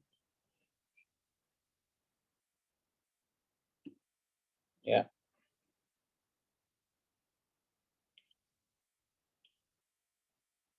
Nah, yang tidak kalah penting adalah latihan fisik. Nah, latihan fisik harus tailored ya, disesuaikan sama kondisi nyerinya, sebagai jenis latihan ya. Jadi nggak bisa satu latihan untuk semua, satu jurus untuk semua tuh nggak ada. Ya kita mesti latih baik secara general maupun sesuai target otot.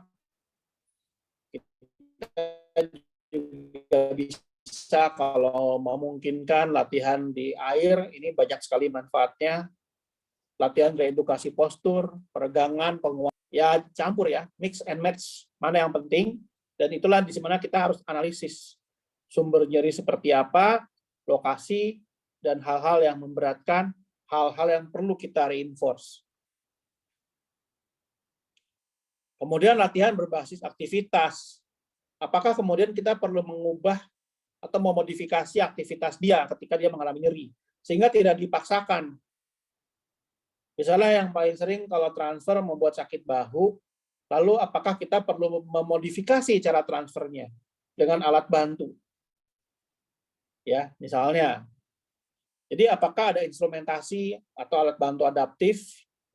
Kemudian kita perlu evaluasi teknik-teknik yang dikerjakan pasien, baik dalam aktivitas, atau dalam transfer, atau dalam penggunaan kursi roda.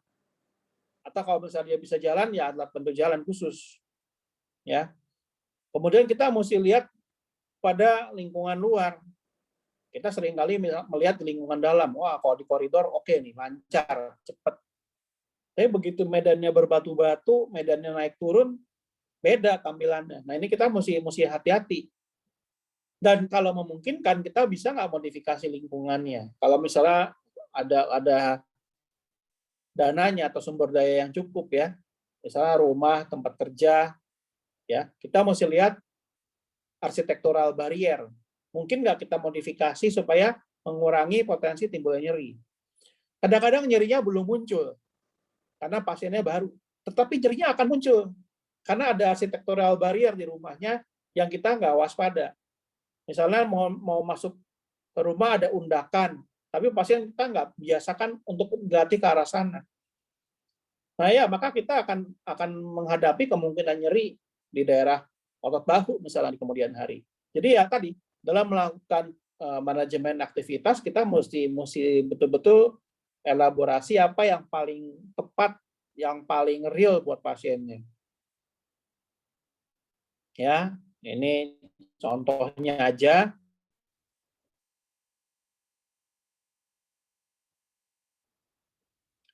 Pilihannya banyak, kita boleh tentukan apa saja yang kira-kira cocok, karena ini kan juga semi subjektif ya. Jadi ada yang memang perlu A, perlu B, perlu C, ini sih nggak ada masalah ya.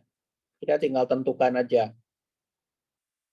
Nah, ini yang juga tidak kalah penting adalah konseling dengan psikolog. Ya kan, kenapa? Karena adaptasi emosional pada kondisi spinal cord injury itu nggak mudah sama sekali. Apalagi kalau misalnya kejadiannya mendadak ya, ada unsur trauma, ya kan? Apalagi kemudian ada nyeri, dan seringkali timbul, bayangin orang yang tadinya bisa jalan baik-baik ya kan, kemudian ada kecelakaan, dia lumpuh, stres kan, depresi, hilang kemampuan jalannya, ya kan? Kemudian dia mengalami nyeri.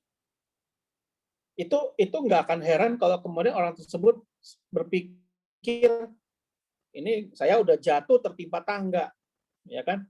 Sialnya 2 kali gitu loh. Sehingga kemudian timbul apa? Pemikiran udah kayak kiamat kan, atau catastrophic thinking gitu loh. Udah nggak ada harapan, udahlah mati aja deh gitu loh. Udah fatalistik pikirannya. Semuanya dibilang negatif gitu loh. Wah, ini sih gara-gara si itu. Negatif prosesnya besar ya. Akhirnya kemampuan untuk menilai manfaat dirinya juga kecil, atau self efficacy. Dia merasa udah nggak ada kontribusi lagi buat dia di dunia, ya kan? Apalagi kalau kemudian nyerinya hebat ya. Ini betul-betul sama sekali pengalaman yang memang nggak enak banget, ya. Udah nggak bisa jalan, sakit pula, kan?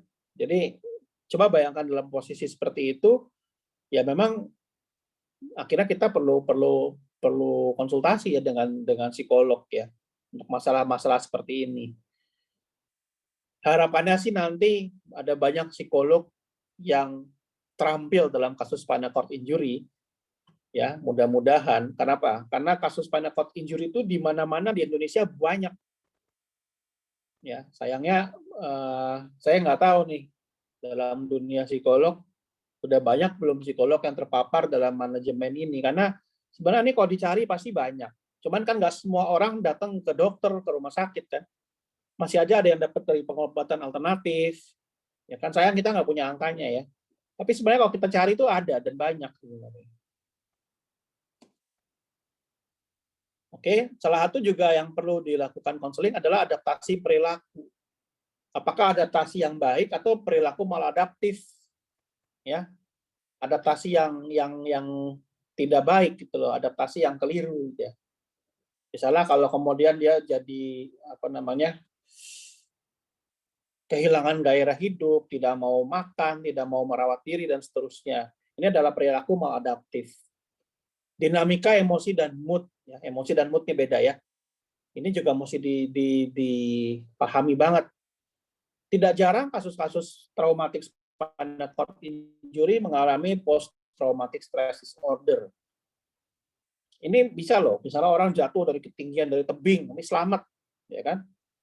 Atau orang yang mungkin habis kecelakaan mobil hebat, anggota keluarga meninggal, dia selamat tapi paraplegia. Itu bisa mengalami PTSD. Depresi, ansietas, ya itu juga hal-hal yang cukup sering ya, kita temukan di lapangan. Bisa juga pasiennya punya keterbatasan kognitif atau intellectual disability. Ya, intellectual disability ini bisa berupa kemampuan belajar yang rendah, ya, bisa yang didapat, bisa juga ya misalnya yang gamblang, orang dengan IQ yang rendah, ya, atau orang yang sebenarnya borderline tapi dia misalnya nggak sekolah, nggak punya pendidikan macam-macam, ya kan, sehingga daya belajarnya jadi trauma bersama antara kepala dan spinal cord, misalnya orang dengan cedera leher tinggi, sehingga kemudian ada acquired brain disorder atau acquired cognitive disorder, jadi gangguan kognitif yang terjadi pasca cedera. Nah, ini juga harus kita lihat. Dan bahkan kita bisa mendapatkan orang dengan gangguan realita, misalnya pasien skizofren tapi mengalami spinal cord injury. Ini kita pernah dapat kasus kayak begini. Itu juga challenge ya, juga tantangan. Ya. Jadi kemampuan kondisi psikologis yang lain seperti apakah ada gangguan psikiatrik ya, seperti yang tadi saya bilang, atau substance abuse ya, obat-obat terlarang. Ya, kemudian faktor sosial seperti dukungan keluarga, sosial atau budaya, ya, ini juga penting karena memang spinal cord injury ini bisa menimbulkan banyak konflik, baik konflik budaya maupun konflik dengan keluarga. Konflik keluarga contohnya neglected setelah spinal cord injury, nggak mau ngurus, atau yang menderita spinal cord injury malah yang menjadi sumber masalah, orangnya suka marah, semua dimarahin, semua orang terdekat dimarahin, akhirnya ada konflik. Atau bisa juga budaya, kita pengennya dia mandiri, kita pengennya dia self-sufficient. Tetapi dalam culture-nya dia, kepala keluarga nih, harusnya dilayani dong. Jadi kita mau bikin dia, self-sufficient nggak bisa. Kita mau bikin dia mampu nggak bisa. Kenapa? Karena mentalnya mental dilayani. Ya, itu adalah salah satu contoh faktor budaya. Oke, terima kasih. Sementara sampai sini dulu, saya tutup sharing-nya.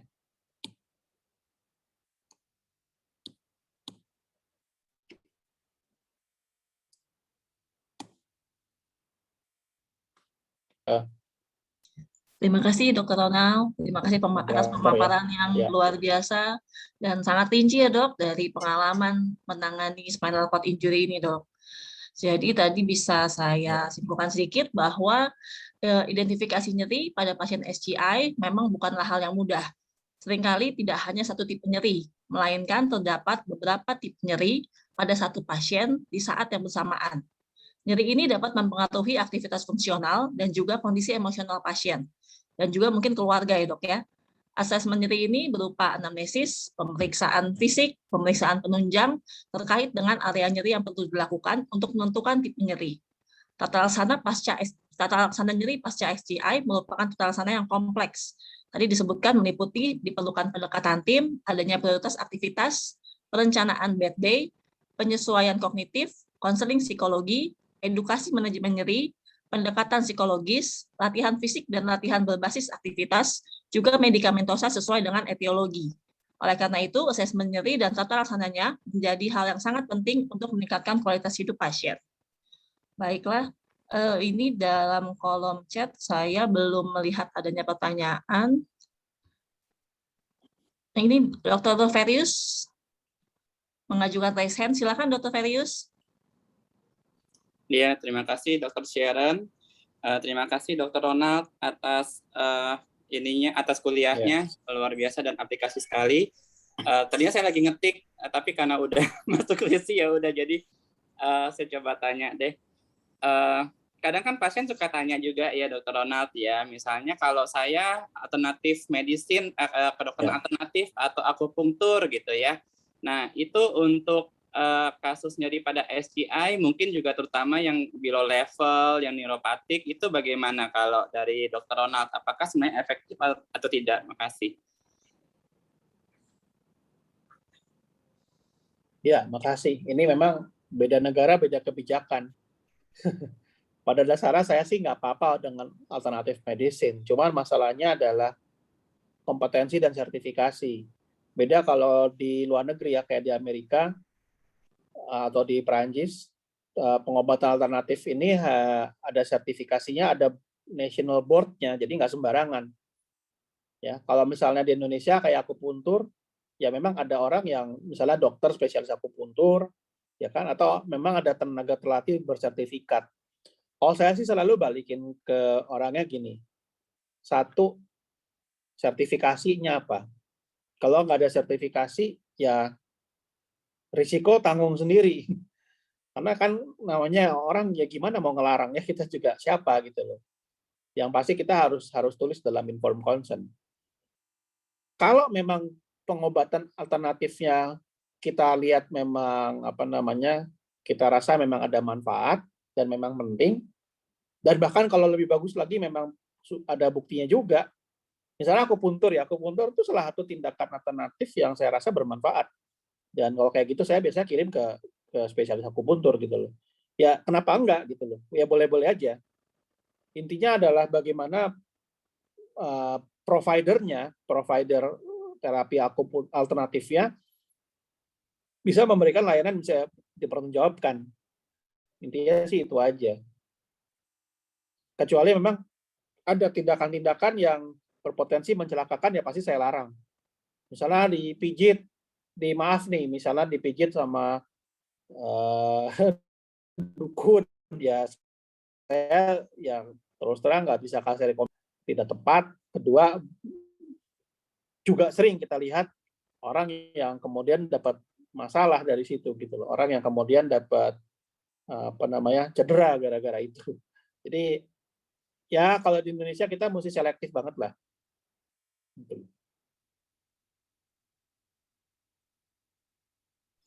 Oke.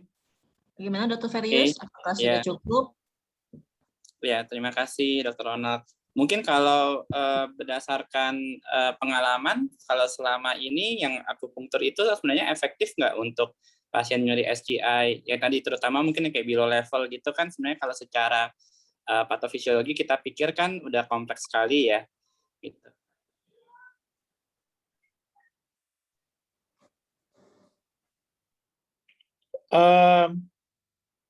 Pada beberapa kejadian bisa efektif.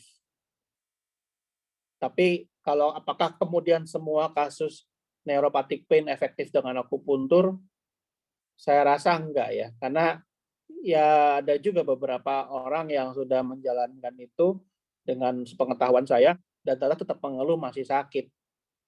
Soalnya apalagi kalau nyeri neuropatik itu kan mekanisme penyebabnya multifaktorial, banyak, dan berhubungan dengan salah satunya misalnya persepsi dari susunan saraf pusat yang berubah, atau maladaptive axonal sprouting, atau kondisi neurokimia yang berubah. Nah, kondisi-kondisi ini kan tiap orang nggak sama. Sehingga ya tadi cocok-cocokan ujung-ujungnya. Ada yang bisa, ada yang enggak. Tapi ya kalau orangnya mau melakukan dan dia mendapat manfaat, toh itu juga pengalaman subjektif. Ya kalau saya sih ya nggak apa-apa. Selama saya tahu pelakunya punya sertifikasi yang bisa dipertanggungjawabkan, dan selama saya tahu bahwa tindakan ini nggak akan membahayakan pasien. Ya, kira-kira gitu. Oke, terima kasih Dr. Ronald. Terima kasih Dr. Sharon. Terima kasih Dr. Ferius atas pertanyaannya. Izin dok, ini ada pertanyaan dok.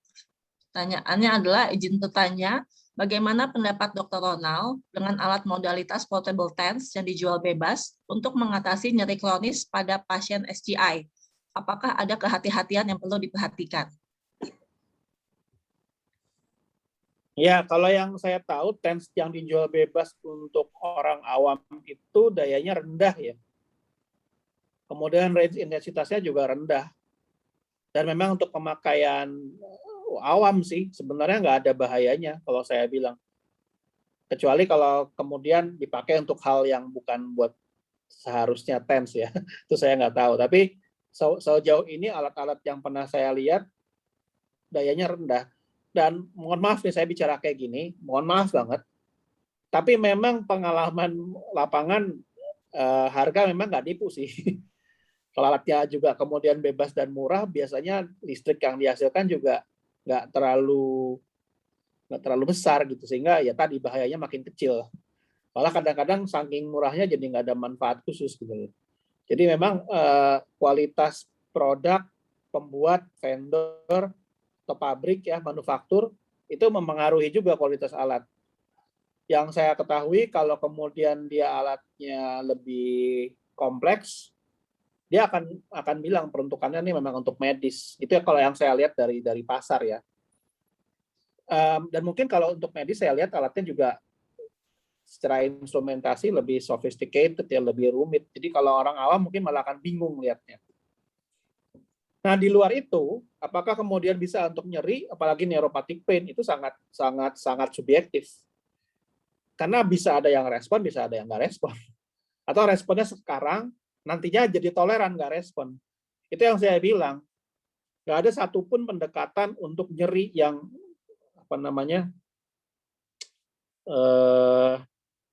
jitu gitu loh. Jadi misalnya hanya dengan TENS nyerinya hilang, hanya dengan obat nyerinya hilang. Kita nggak bisa berpikir senaif itu gitu loh. Bahwa TENS bisa membantu mengurangi nyeri, iya, betul. Studinya udah banyak, evidence base-nya bahkan ada. Ya, tapi apakah kemudian TENS bisa mengurangi neuropathic pain atau dalam arti membuat long term management of neuropathic pain? Nah, itu lain ceritanya. Karena evidence base-nya nggak ada malah. Beda ya antara ngurangi nyeri tok dengan ngurangi nyeri long term untuk neuropathic pain pada spinal cord injury. Nggak banyak studi yang bisa kita pelajari dari situ. Pertama itu. Kedua, kondisi nyeri neuropatik itu kan suatu kondisi yang memang pencetus dan provoking faktornya banyak. Yang mempengaruhinya banyak. Yang makro aja, penyebab fisik, ya, antara trauma, penyakit infeksi, tumor, itu sama-sama bisa bikin neuropathic pain. Dan itu bisa mempunyai outcome yang berbeda. Itu baru fisik. Kedua, kondisi emotional state itu ngaruh banget ternyata. Dan itu juga banyak studinya. Emotional state yang berbeda, nuansa positif negatif seseorang, itu juga bisa mempengaruhi persepsi neuropathic pain. Tapi ketiga, yang juga tidak kalah pentingnya, kondisi kimia pasien, metabolik pasien. Pasien dalam inflammatory state sama pasien yang tidak dalam inflammatory state, pasien dalam anabolic state sama catabolic state, itu punya outcome yang berbeda. Ya kalau kayak gitu gimana kita bisa membayangkan ada satu alat yang manjur untuk semua kondisi? Ya nggak bisa. Itu yang menjelaskan kenapa kemudian evidence base-nya jadi kecil. Ya, beda ya kalau TENS untuk mengurangi nyeri udah banyak penelitiannya. TENS untuk neuropathic pain pada spinal cord lain ceritanya. Gitu. Jadi ya mungkin bahaya sih mungkin enggak ya, relatif enggak. Tapi manfaat yang tanda tanya besar, bisa iya bisa enggak. At some point pada level tertentu mungkin. Tapi apakah kemudian bisa memberikan efek seterusnya jangka panjang? Ya belum tentu jadinya. Ya makasih, itu aja. Terima kasih Dr. Ronald. Terima kasih Dr. Winnie atas pertanyaannya. Apakah masih ada sanggahan dok atau cukup? Dr. Winnie? Ya nanti kalau mau PDF-nya saya share yang lengkap. Sebenarnya slide-nya masih ada lagi sih. Masih ada ya dok? Jadi tadi itu masih separuh, cuman saya tahu nih udah panjang. Jadi saya Ya, kasih memang. ngintip aja bentar ya. Iya boleh dok. Ngintip aja. Boleh dok, silahkan. Tapi saya nggak jelasin ya, cuman ngintip aja biar tahu, nanti bisa dibaca sendiri. Iya dok. Jadi kalau diterusin sebenarnya tuh ini isi slide-nya nih.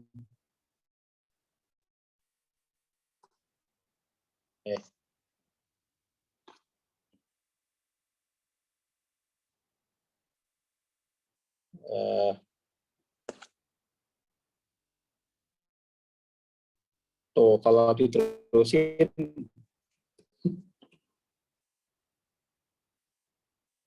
ya sampai sinilah masih banyak lah sebenarnya. Jadi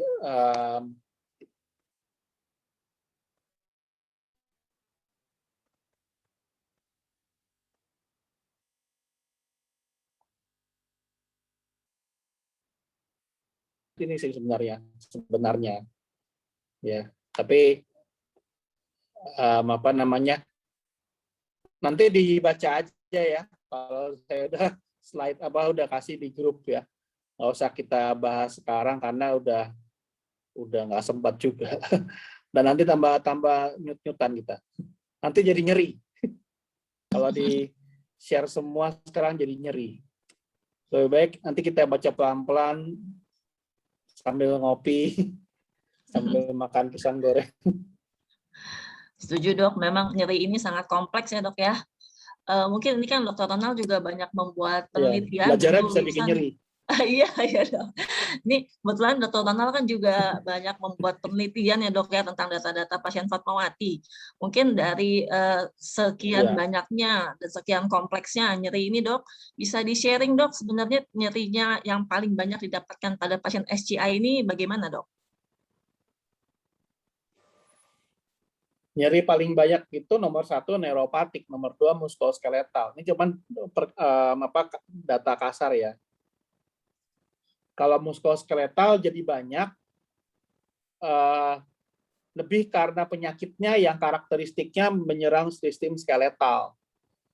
Karena kan kalau kita lihat statistiknya Fatmawati, pasien spondilitis tuberkulosis kita dalam 5 tahun terakhir trennya makin naik, bahkan dalam 3 tahun terakhir trennya lebih tinggi dari traumatic spinal cord injury. Nah, pasien dengan spondilitis TB punya banyak nyeri muskuloskeletal, baik yang terkait perioperatif maupun karena destruksi skeletalnya itu sendiri. Itu yang menyebabkan kemudian nyerinya jadi banyak. Tetapi kemudian pasien yang bersamaan juga punya neuropathic pain. Nah, kalau kemudian dikombinasi dengan pasien-pasien lain seperti metastasis atau traumatik, ya neuropathic pain jadinya banyak. Gitu. Tapi ya kurang lebih dua kasus itu. Dan walaupun saya belum ngitung persis, tapi kita juga menemukan banyak kasus yang overlap atau ada dua nyeri. Jadi dia punya muskuloskeletal dan neuropathic pain. Ya kita harus berani membuat distinction seperti itu. Kenapa? Karena akan mempengaruhi obat yang akan kita kasih. Ya kayak seperti itu. Baik, terima kasih dok. Kalau untuk medikamentosa dok, bagaimana medikamentosa yang disarankan dok? Sesuai dengan tipe nyerinya dok. Karena dokter Ronald ini kan subspesialis nyeri ini dok, kami selalu juga konsul ke dokter kalau ada pasien yang nyeri dok. Kalau obat ya pasti kita kasih yang yang paling ringan dulu lah. Kalau kita belum benar-benar bisa menentukan ini spesifiknya apa, karena kan gini loh, muskuloskeletal itu walaupun terkesan lebih mudah, tapi tidak benar-benar mudah dalam mendiagnosisnya. Kadang-kadang kita perlu cek and recheck berhari-hari ya. Dan dalam pasien itu kan pasien kesakitan. Nah, kita kan punya policy ya, pasien itu nggak boleh sampai fase 4 ke atas dalam waktu 48 jam. Entah kita inisiasi memberikan obat, kalau obat yang kita inisiasi nggak berhasil, kita wajib konsul dengan tim nyeri.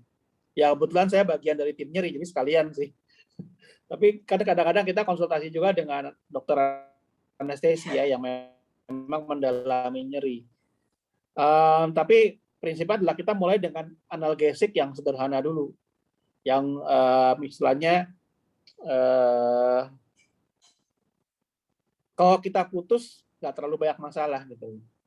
Jadi kita hanya memberikan obat-obat yang lain itu kalau memang udah ketahuan spesifik.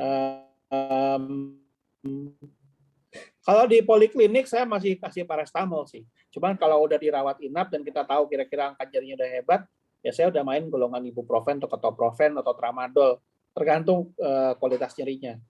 Tetapi kalau kemudian kita bisa singkirkan, oh ini muskuloskeletal, ya kita harus switch ke antiinflamasi. Karena kalau kita nggak kasih antiinflamasi, kita cuma tekan nyerinya, prosesnya nggak selesai. Karena nanti pemberian antiinflamasi pun nggak bisa terus-terusan. Kita harus punya time frame nih. Antiinflamasi kita mesti kasih berapa lama maksimal. Kenapa? Karena kalau kemudian nyeri muskuloskeletalnya terkait karena cedera struktur tertentu, misalnya tendon injury misalnya ya, antiinflamasi terlalu lama, sebulan misalnya, itu nanti malah merusak proses regenerasinya. Kalau dalam hal ini penelitiannya udah ada. Pemberian antiinflamasi jangka panjang itu jadi bukan masalah keropos tulangnya atau sistem imun jadi lemah, tetapi bahwa agen tersebut mengganggu lining dalam regenerasi sel. Orientasi sel-selnya bisa berbeda, bisa tidak beraturan. Sehingga kemudian ekspresi makronya, regenerasi yang tumbuh tidak mulus. Nah, kita mungkin bahasa awam nyeri, gerakannya terhambat, ya lengket. Pergerakannya nggak bisa full, lengket. Nah, itu tadi salah satunya, karena lining yang nggak sempurna terganggu oleh antiinflamasi tadi. Karena kan antiinflamasi itu kan bagaimanapun juga, seringan apapun, itu kan tetap menekan jalur, bukan cuma jalur inflamasinya, tapi bahkan jalur regenerasinya juga ikut ditekan sama dia. Sedangkan inflamasi sendiri kan adalah hal yang sebenarnya juga harus terjadi. Jadi tadi memberikan antiinflamasi itu nggak bisa seenaknya terus-terusan. Kalau kemudian kita memberikan obat-obatan neuropatik, yang sering terjadi adalah toleransi obat.